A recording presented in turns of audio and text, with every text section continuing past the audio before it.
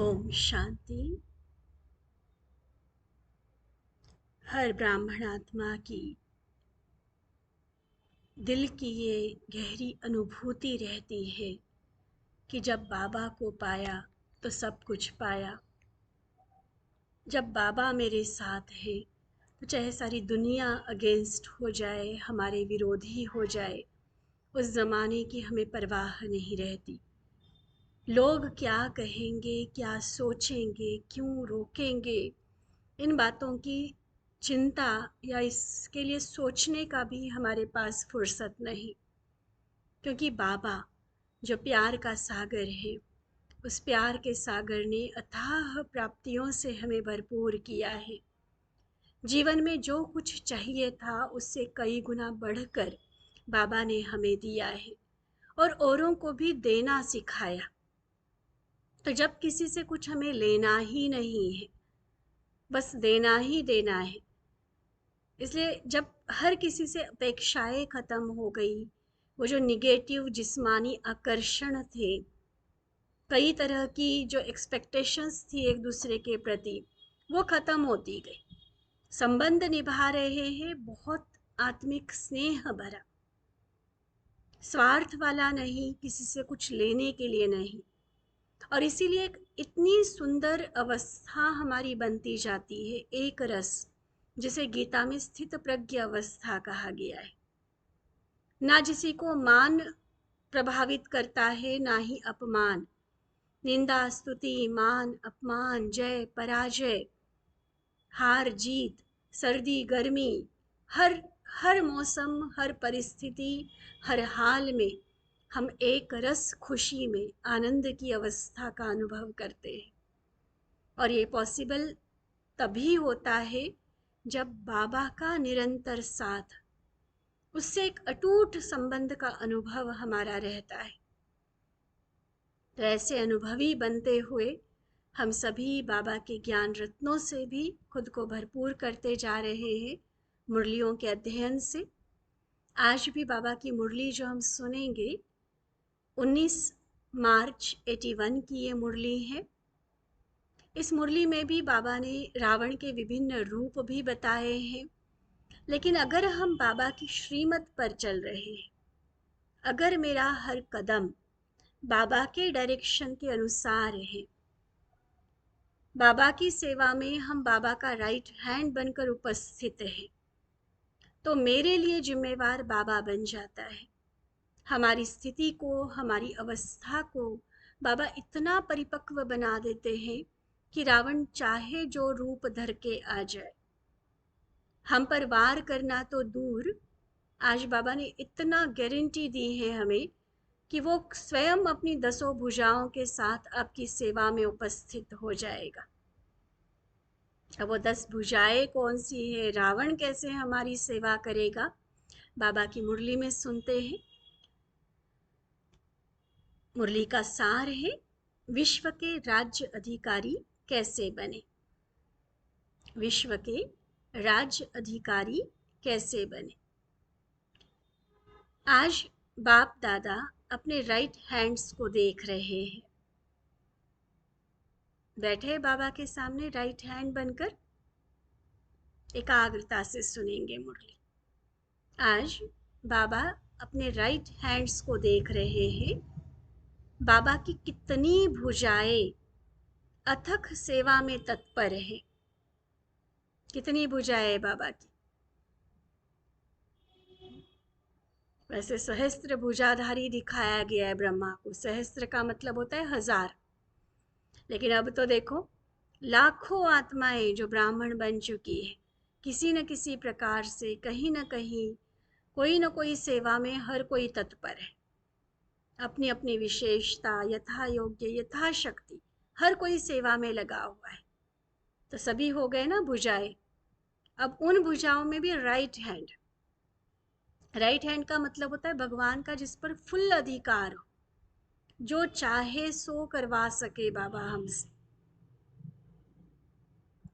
शुभ कार्य करे, श्रेष्ठ कार्य करे, इफेक्टिव प्रभावशाली कार्य जिनके हो, भगवान की सेवा में इतना तत्पर जो जब चाहे बाबा तब हाजिर, उसको कहते राइट हैंड। और भी बाबा ने बहुत अच्छी बातें सुनाई। उस आधार पर हम टाइटल को स्वीकार भी करें और वैसा स्वरूप भी अपना बनाते चले। एक एक भुजा में अपनी अपनी विशेषता समाई हुई है। राइट हैंड अर्थात जो सदा बाप दादा के डायरेक्शन प्रमाण हर संकल्प व हर कदम उठाए। राइट हैंड अर्थात जो सदा बाप दादा के डायरेक्शन प्रमाण हर संकल्प व हर कदम उठाए, बाबा की भुजाएं बने हो। इसलिए बाप दादा भी अपनी भुजाओं को देख हर्षित हो रहे हैं। सभी राइट हैंड्स के हाथ में क्या है? हम बाबा के राइट हैंड। और अब हमारे हैंड में, हमारे हाथ में क्या है? राज्य भाग्य का गोला हाथ में है। कौन सा चित्र याद आया? राज्य भाग्य का गोला हाथ में है। चित्र देखा है ना? श्री कृष्ण के हाथ में गोला दिखाते, भक्ति में तो मक्खन का गोला दिखाते, और बाबा ने जो चित्र बनवाए याद आया, जिसमें लिखा हुआ है निकट महाभारी महाविनाश के पश्चात सतयुग के प्रथम महाराज कुमार श्री कृष्ण आ रहे हैं। रेंगता हुआ श्री कृष्ण दिखाया है, उसके आगे हाथ में स्वर्ग का गोला, और जहाँ पीछे पैर है तो जैसे लात मार रहा है, वहाँ नर्क का गोला दिखाया है। बहुत सुंदर चित्र बना हुआ है।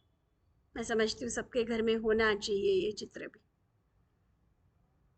अपना ही यादगार, हमारा लक्ष्य क्या है, कौन सी दुनिया को हम छोड़ चुके, कौन सी दुनिया लाने के हम निमित्त हैं, ये याद रहता है इस चित्र में। श्री कृष्ण को देख के वैसे ही मन हर्षित हो जाता है। तो बाबा कहते, श्री कृष्ण का ये जो चित्र देखा तो एक कृष्ण अकेला थोड़ी राज्य करेगा, आप सब भी तो साथ होंगे ना, है ना? पक्का। तो आपका भी ये चित्र है। हम भी नर्क को लात मार रहे हैं और स्वर्ग हथेली पर लेकर स्वर्ग के अधिकारी बनने वाले हैं। क्योंकि अधिकारी तो अब आप सब बनते हो। अभी भी अधिकारीपन के संस्कार 21 जन्म तक चलेंगे। अभी जो हम पहले स्वराज्य अधिकारी बनते, बाबा के सर्व खजानों के अधिकारी बनते, तो ये अधिकारीपन के संस्कार 21 जन्म हमें अधिकारी अर्थात राजा बना देंगे। अभी भी राजे और भविष्य में भी राजे बनेंगे। अभी के राज्य अधिकारी ही विश्व के राज्य अधिकारी बनते हैं। तो अभी के राज्य अधिकारी हो, भविष्य में बनने के लिए तो सारे हाथ उठाते हैं, लेकिन उसके लिए तैयारी तो अभी है। तो बाबा पूछते, अभी राज्य अधिकारी हो? राज्य कारोबार सबकी ठीक चल रही है?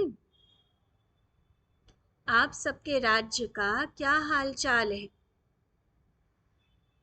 सभी राज्य कारोबारी लॉ एंड ऑर्डर में चल रहे हैं?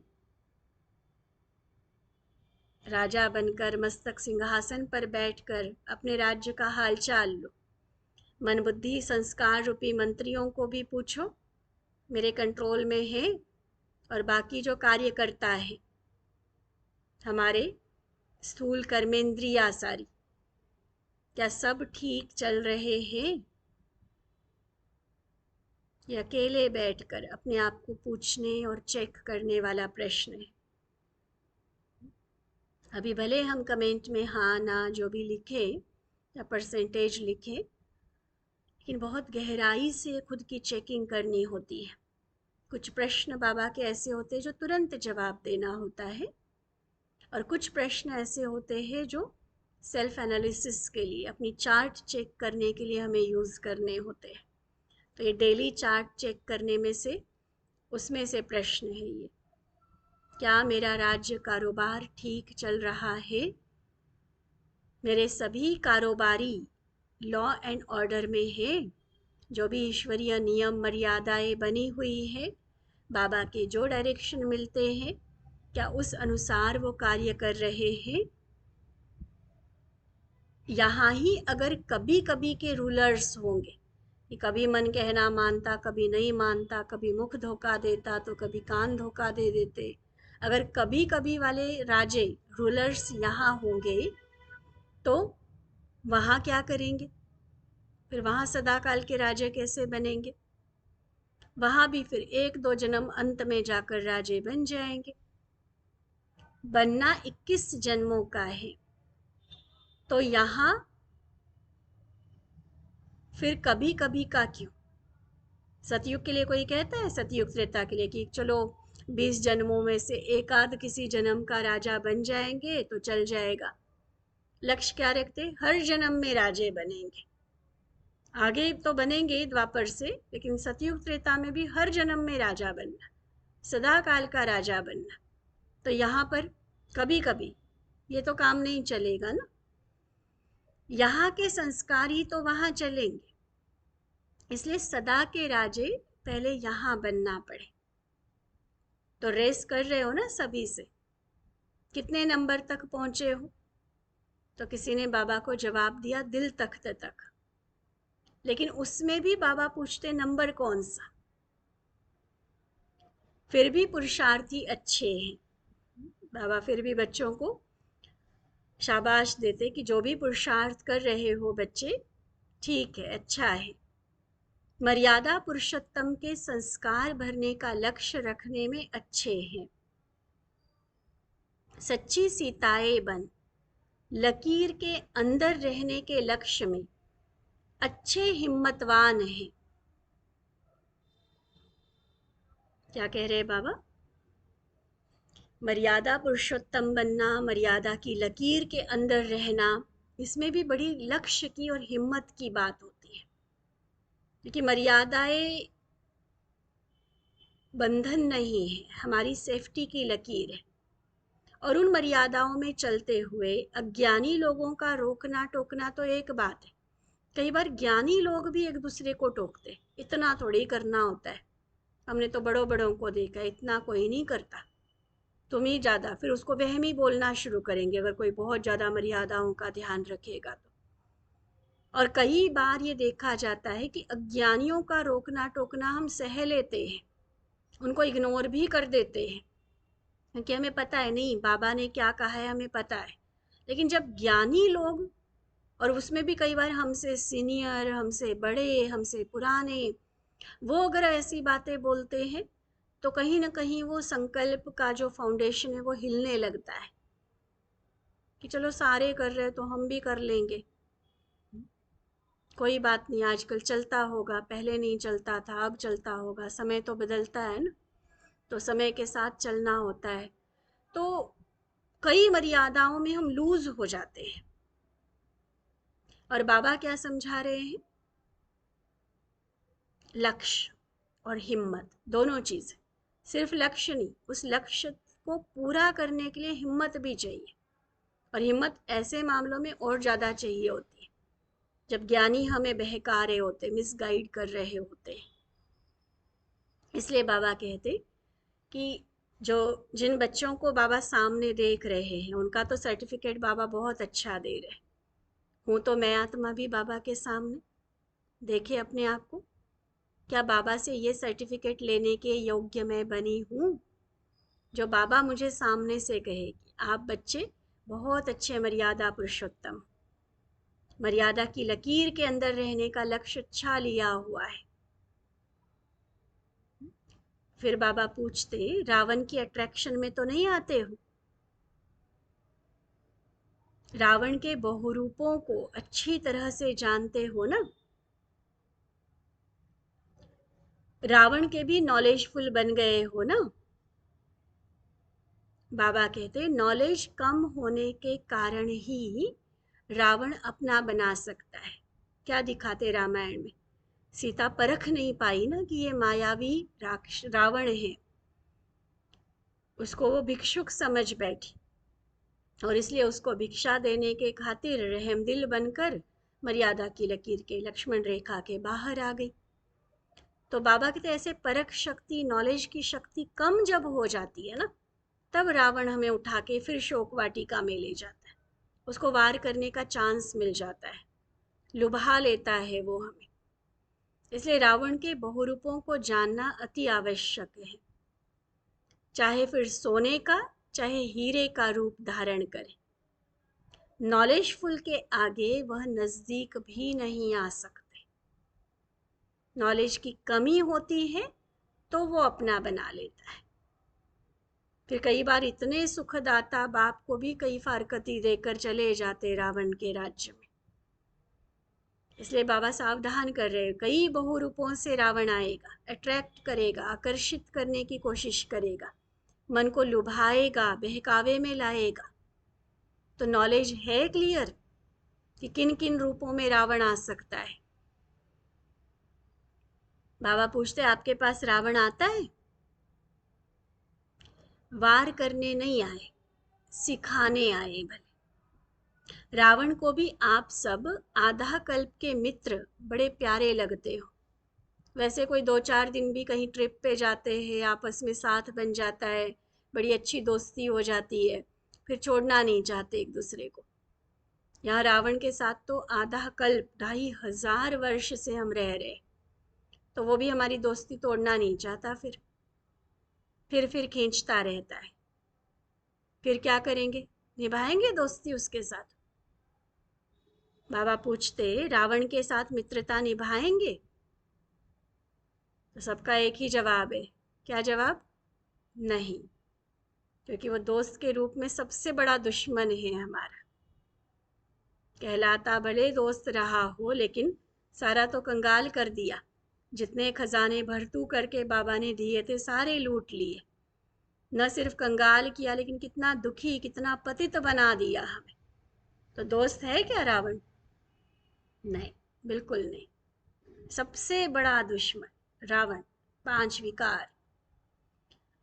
अब नॉलेजफुल जब हम बनेंगे, आगे की रिजल्ट बाबा सुना रहे। अब रावण अपनी 10 भुजाओं से आपकी 10 प्रकार की सेवा करेगा। इतनी भुजाएं सेवा में तो लगाएगा ना। जब हम नॉलेजफुल बनेंगे तो रावण वार करने नहीं आएगा, हमारा सेवाधारी बन जाएगा। 10 भुजाओं के जोर से आपके लिए बहुत जल्दी जल्दी और बहुत सुंदर से सुंदर राज्य तैयार करेगा। क्योंकि रावण भी समझ गया है कि अब हम राज्य नहीं कर सकेंगे, अब विदाई लेने का टाइम आ गया है रावण को। तो इसलिए वो, उसको भी पता है कोई भी कार्य करना होता है तो कहने में आता है ना कि 10 नाखून का 20 नाखून का जोर देकर ये कार्य करना है। तो ये प्रकृति के 5 तत्व और साथ साथ जो 5 विकार है, 10 भुजाओं की बात की थी ना बाबा ने, तो कौन से?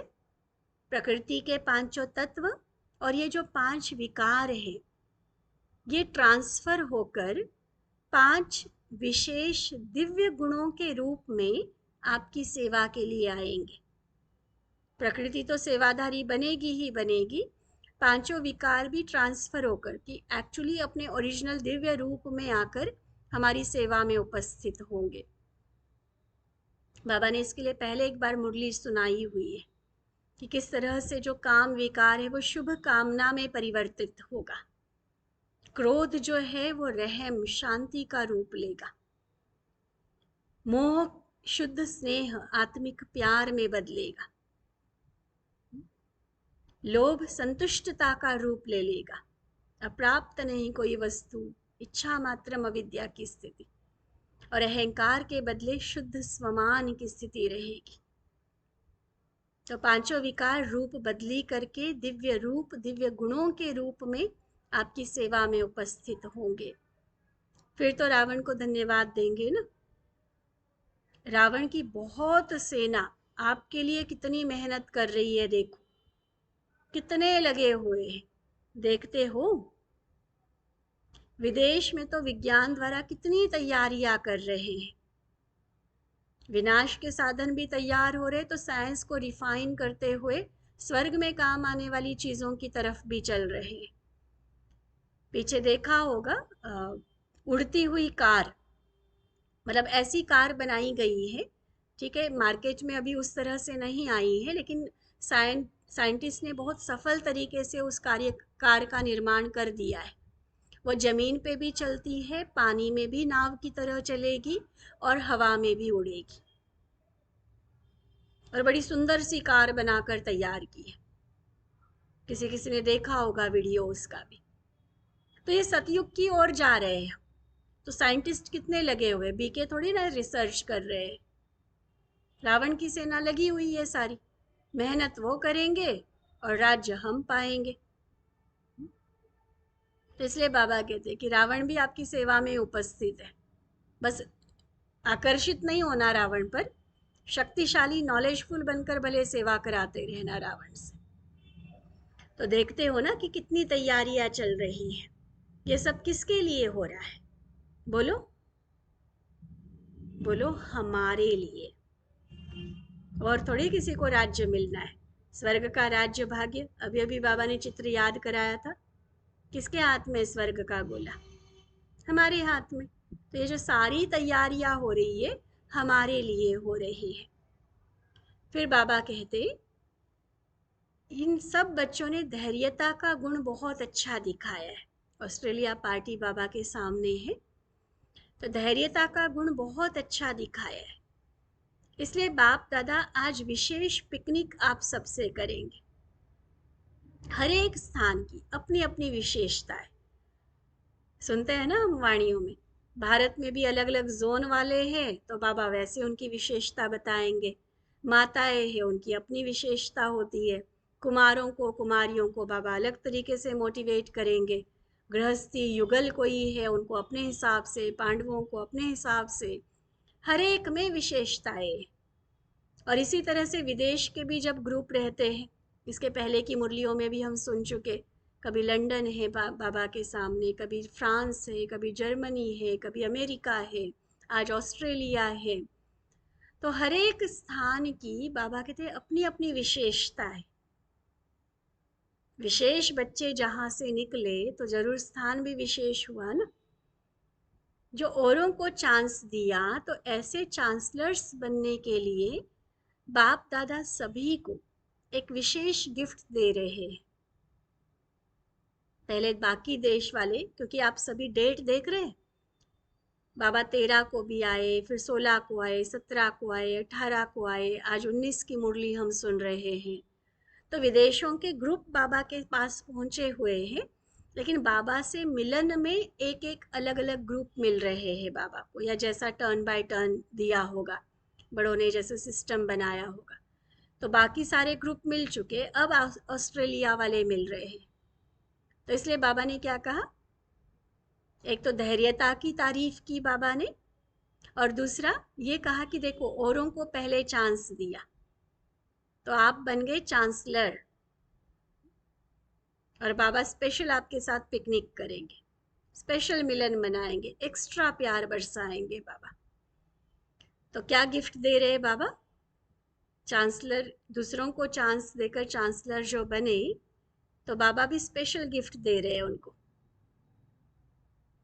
एक विशेष श्रृंगार दे रहे हैं। हम सभी भी ले लेंगे बाबा से, सुन रहे हैं ना बाबा से मुरली, तो हम भी इस गिफ्ट के अधिकारी। कौन सी गिफ्ट? वह है सदा शुभ चिंतक की चिंदी।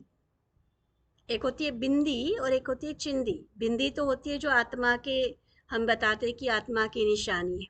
चिंदी होती है, आपने देखा होगा मस्तक के बीच में मांग टीका जैसे होता है, उसको चिंदी बोलते हैं। बालों के बीच मांग निकाल के जैसे यहाँ पर जो डालते, उसको चिंदी बोलते हैं। तो बाबा आज वो चिंदी हमें पहना रहे हैं।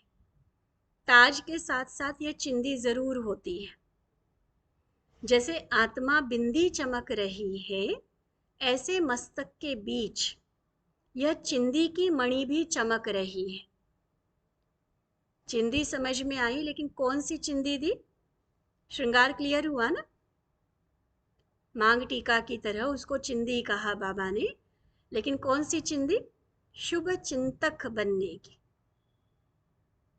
यह सारा ही शुभ चिंतक ग्रुप है। पर चिंतन को तलाक देने वाले सदा शुभ चिंतक। जब भी कोई ऐसी बात सामने आए, बहुत कुछ आता है जो न चाहते भी उसके प्रति संकल्प विकल्प चिंतन चलता है, तो बाबा समझा रहे, पहले से सावधान कर रहे कि जब को भी ऐसी कोई बात सामने आए तो शुभ चिंतक की मणि की गिफ्ट द्वारा यह मणि की गिफ्ट सदा स्मृति में रखो। इधर उधर का उल्टा पुल्टा चिंतन में नहीं चले जाना। बाबा ने शुभ चिंतक की मणि दी हुई है, हमें चिंदी पहनाई है, तो ये याद रखना। तो सदा पावरफुल वाइब्रेशन, पावरफुल सर्विस और सदा फरिश्तों की सभा दिखाई देगी। आत्मा चमकती हुई बिंदी के साथ शुभ चिंतक की चिंदी अगर पहने रखो तो क्या होगी रिजल्ट? सदा पावरफुल वाइब्रेशन, पावरफुल सर्विस और सदा ऐसे लगेगा फरिश्तों की सभा है। शक्तियों और पांडवों का संगठन भी अच्छा है, सेवा का उमंग भी अच्छा है। सेवा तो सब करते हैं, लेकिन सफलता स्वरूप सेवा वह है जिस सेवा में किसी भी संस्कार व संकल्प का विघ्न न हो। नोट करने वाला बहुत पावरफुल पॉइंट आज की मुरली का। सफलता स्वरूप सेवा, एक होता है कि चलो ड्यूटी मिली सेवा कर ली, प्रोग्राम बना लिया हो गया पूरा, सिर्फ उसको सेवा नहीं कर रहे, कह रहे बाबा सफलता स्वरूप सेवा अर्थात जिस सेवा में किसी के भी संस्कार का व संकल्प का भी विघ्न न हो, ऐसी निर्विघ्न सेवा। क्योंकि यही बातें, संस्कार और संकल्प, यही बातें सर्विस की वृद्धि में समय लगा देती है। इसलिए अब सदा निर्विघ्न सेवाधारी बनो। सेवा का उमंग अच्छा है, फिर भले कहीं भी जाओ, अपनी सेवा समझकर कार्य करो। एक जगह बंधने के लिए तो बाबा वैसे भी नहीं कहते सेवाधारियों को। कहीं भी जाओ अपनी सेवा समझकर करो। बाबा का कार्य सो मेरा कार्य। ऐसा नहीं कि यह जर्मनी की है, ये ऑस्ट्रेलिया की है, नहीं, बाबा की सेवा व विश्व की सेवा हमारी है। इसको कहा जाता है बेहद की वृत्ति। और इसी वृत्ति के आधार पर आज देश विदेश में सेवा केंद्र खुले। अगर अपने अपने स्थान में ही बंधे रहते तो फिर ये सेवाएं वृद्धि को नहीं पाती। भारत की बहनें विदेशों में गई, विदेश की फिर और कहाँ कहाँ जाकर, जहाँ जहाँ नई नई कल्चर, नई नई भाषाएं सीख कर भी कितनी सेवाएं की। तो बेहद की वृत्ति। जब हम कहते हैं एक विश्व एक परिवार, एक बाबा के सारे बच्चे, ईश्वरीय परिवार है ये, तो परिवार माना सारे ही अपने हो गए। फिर तो बाबा जहाँ भेजे वो अपना ही घर है, चाहे भारत में हो चाहे फॉरेन में हो, अपना ही घर है, अपने ही स्थान पर सेवा कर रहे हैं। और जितना ये देखो, एक मेरेपन वाला अपनापन, लगाव मोह वाला अपनापन, वो नहीं कह रहे बाबा।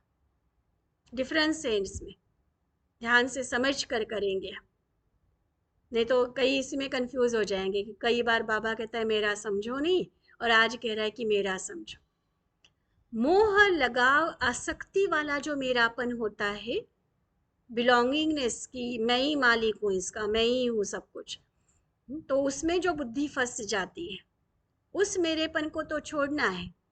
लेकिन एक जिम्मेवारी जो होती है अपने वाली, बाबा का कार्य सो मेरा कार्य, तो जब मेरा समझकर जिस जिम्मेवारी, लगन, प्यार से, शुभ भावना से करते, वो चीज बाबा कह रहे। तो चाहे कहीं भी हो, चाहे अपने देश में हो कहीं विदेश में, अपनी सेवा समझकर उस सेवा के उमंग से कार्य करते चलो। बाबा की सेवा व विश्व की सेवा हमारी है। इसको कहा जाता है बेहद की वृत्ति। जहाँ जाओ अपना ही है, विश्व के कल्याणकारी हो, न कि सिर्फ भारत के, सिर्फ ऑस्ट्रेलिया के, नहीं, कितना बेहद में ले जा रहे हैं देखो बाबा।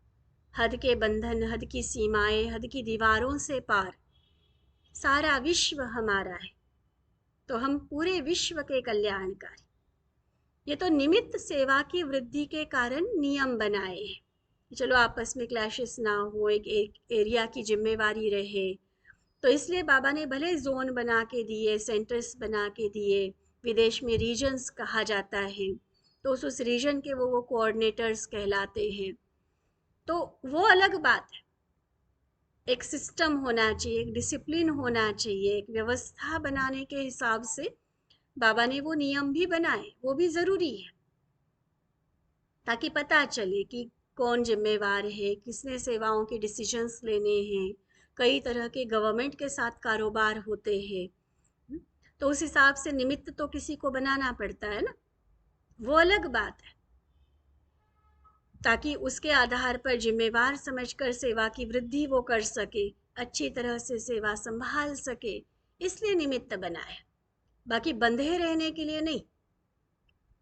देखो बहनों के लिए तो कई बार आपने कहते हुए ये शब्द सुना होगा, ये बहती गंगाएं, बाबा जहां भेजेगा वहां जाने के लिए तैयार है, क्योंकि लक्ष्य क्लियर है, जहां भी जाएंगे सेवा ही करनी है।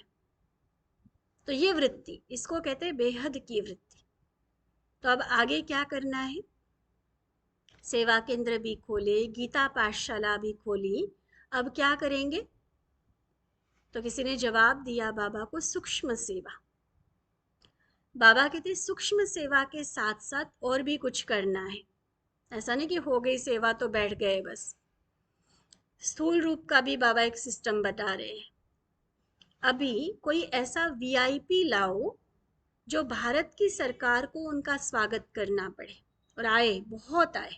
अभी भी देखो सितंबर में इंटरनेशनल कॉन्फ्रेंस है, आएंगे, देश विदेश के आएंगे, और ऑटोमेटिक जब इतने बड़े बड़े वीआईपीज आते हैं तो भारत की गवर्नमेंट को तो रेडी रहना ही पड़ता है।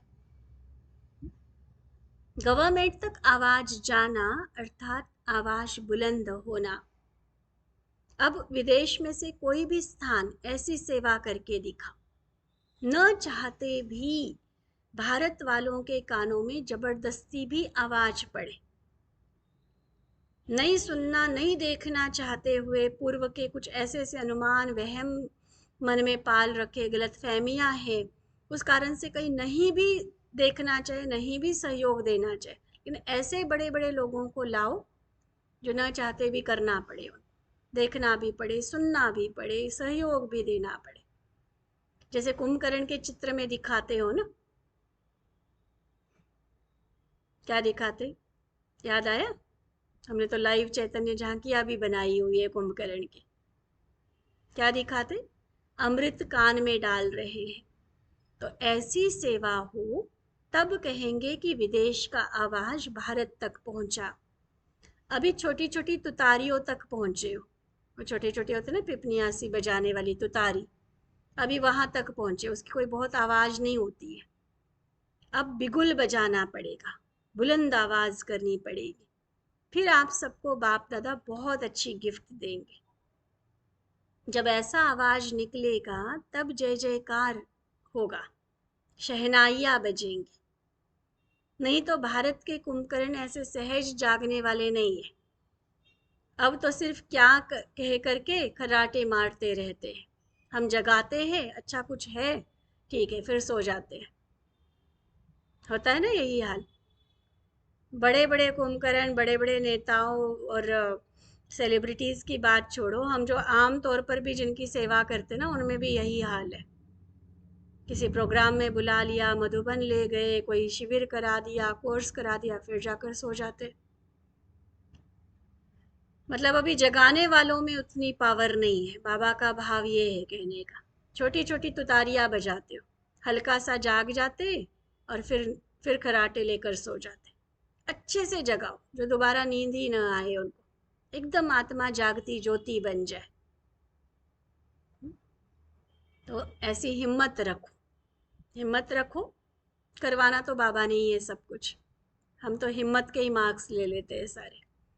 ठीक है, तो हर स्थान पर ऐसी हिम्मत वाले हैं। बाबा कहते हैं अब ऑफिशियल प्रोग्राम बनाएंगे तब आवाज़ भी होगा। ये जो फ्यूचर ऑफ पावर प्रोग्राम जो बना, सुना होगा कईयों ने, ये बना ही स्पेशली ऐसे वीआईपीज को ध्यान में रखते हुए। विदेशों में तो बहुत प्रोग्राम्स हुए उसके, और भारत में भी बड़ी बड़ी जो स्टेट्स की राजधानियां हैं, स्टेट कैपिटल्स जो है, हर राज्य की जो राजधानी होती है, क्योंकि मेन बड़े बड़े वीआईपीज तो वहीं मिलेंगे ना, तो उन लगभग मैं समझती हूँ कि सभी, जहाँ तक याद है, कि सभी राज्यों में ये वाले प्रोग्राम्स कराए गए हैं। कोई कोई छूटे भी होंगे, लेकिन बहुत प्रोग्राम्स हुए भारत में भी विदेश में भी। बाबा के ऐसे महावाक्यों को ध्यान पे रखते हुए उस प्रोग्राम को डिज़ाइन किया गया कि विशेष वीआईपीज की सेवा, ऐसे माइक तैयार करे जो आगे अनेकों को जगाने के निमित्त बने। खुद तो जागे ही जागे, लेकिन अनेकों को जगाने के निमित्त बने, उनको देखकर कईयों में प्रेरणा जागे कि जब ये सीख रहे हैं, ये जा रहे हैं, ये फॉलो कर रहे हैं, तो इसका मतलब ये सही है, तो हम भी करें। जब ऐसी सेवा करेंगे तो फिर महायज्ञ की समाप्ति समारोह करेंगे। अभी तो बस आरंभ किया है, ठीक है। बाबा की मुरली इतनी ही और है जिसे हम नेक्स्ट क्लास में लेंगे। अभी प्यारे बाबा का याद प्यार, मीठे मीठे सिकिलधे बच्चों प्रति मात पिता बाप दादा का याद प्यार और नमस्ते। हम रूहानी बच्चों की रूहानी बाप दादा को दिल व जान सिक व प्रेम से नमस्ते नमस्ते नमस्ते जी। अच्छा, ओम शांति।